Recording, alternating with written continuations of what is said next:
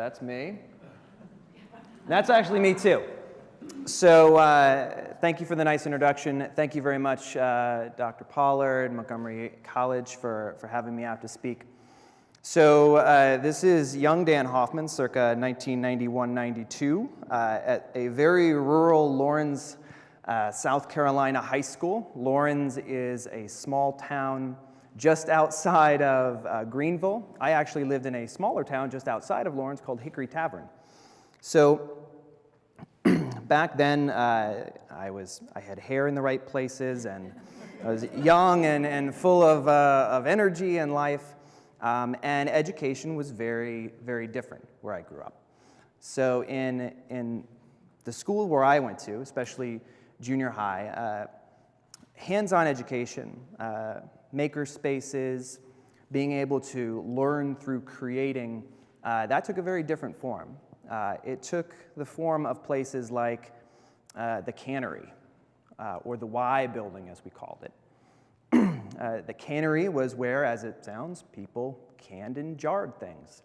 The Y building was where you learned how to tinker on a motor, or you might have shop class, but unfortunately it was where they would send special needs children. It's where they would send the special education kids, because that type of hands-on learning, that type of environment was not valued there. And I fortunately I'm blessed to have been in a situation that I got out of South Carolina. Nothing wrong with South Carolina. But at the same time, I was only one of a handful of students that left out of the 200 students in my graduating class. I was only one of a few that went to a four-year college. And I was the first of not only my immediate family, but my extended family to go to college. So things turned out differently for me than most of my peers in Laurens, South Carolina. And then I came to an environment like this. What we have here in the county, what the journey that we've started to embark upon is one that embraces that sense of exploration, that sense of creativity. It's one where something like the Maker Fair, which was held in Silver Spring not too long ago, has thousands of people attending. And if you were there, you saw what an amazing event it was.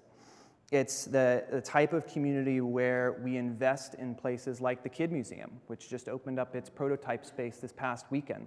My program's a proud supporter of that program, of that entity, and we're funding part of the Fab Lab Makerspace there. We, at an early age, are exposing children to that creative process. And then we follow it up. We follow it up with programs like the Innovation Lab at Wheaton High School.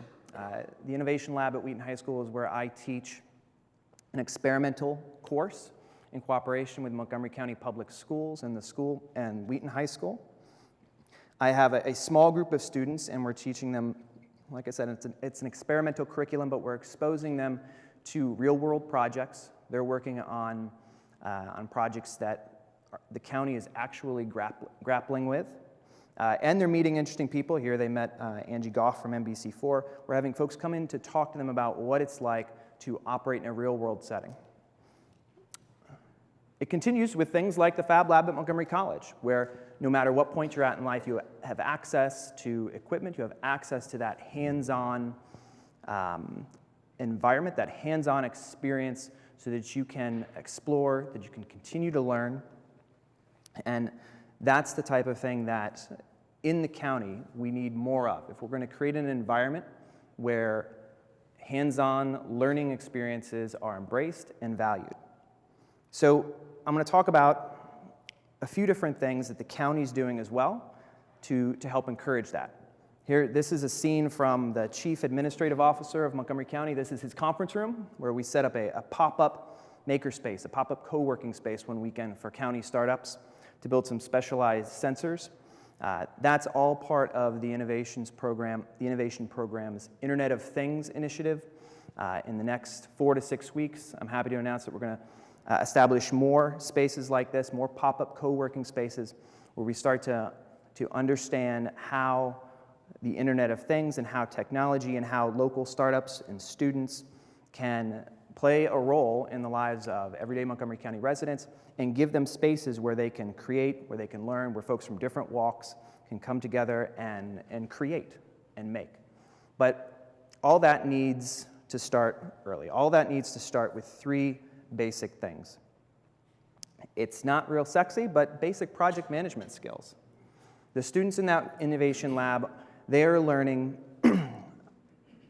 a curriculum. They are learning something based on the Project Management Institute's standards. They're working towards a certification that is sought after. They are learning building block skills. They're learning how to manage time. They're learning how to manage people, communication, scope, what to do, what not to do. And those are the types of skills that will carry them through college. Because as we all know, when you get to college, there's no bell telling you where to go every 45 minutes. Things aren't as prescriptive. You need a toolbox of skills that's going to allow you to tackle any situation that's thrown at you. You need to embrace failure. At its basic level, failure is just a step. It's an iteration. You're not always going to take the right step.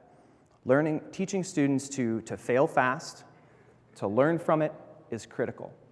I've been fortunate enough to work for a county executive who has allowed me to embrace the safe place to fail mantra that has said that if I'm not failing from time to time, I'm not trying hard enough.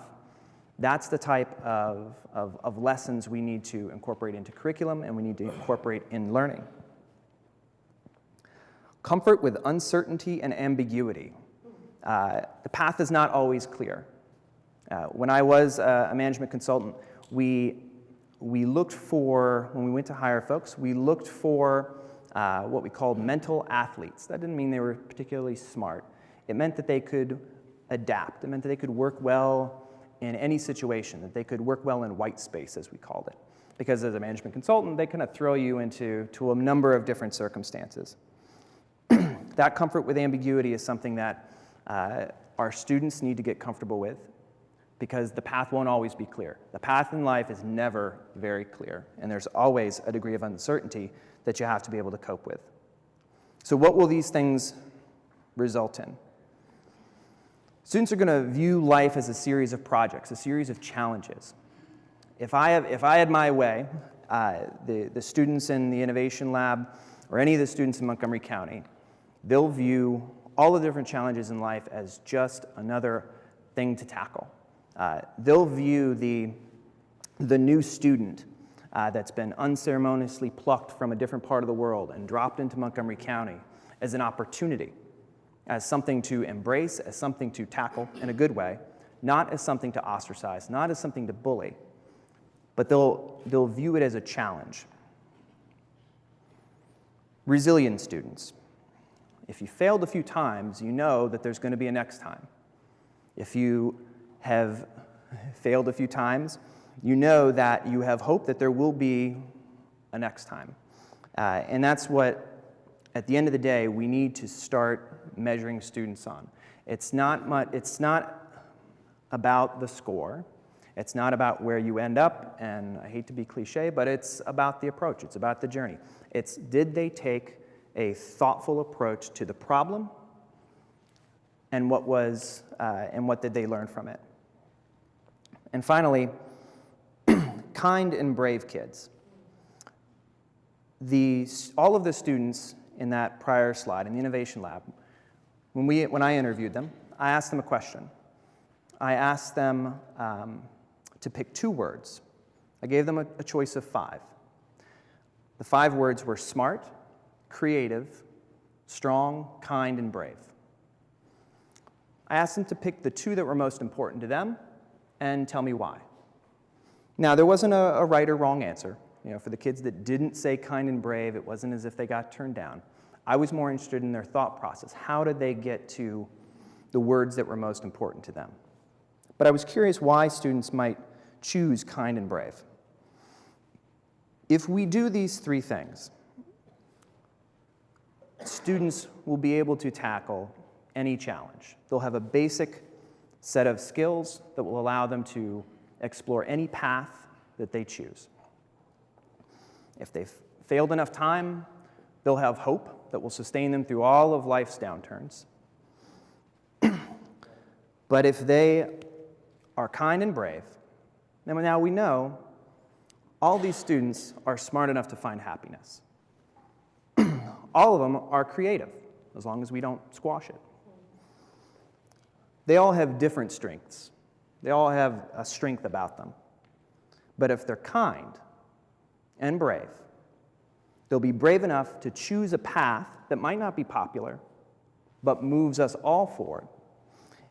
And if they're kind, they'll choose the path that brings us all up, not just a few of us, but all of us up. Thank you.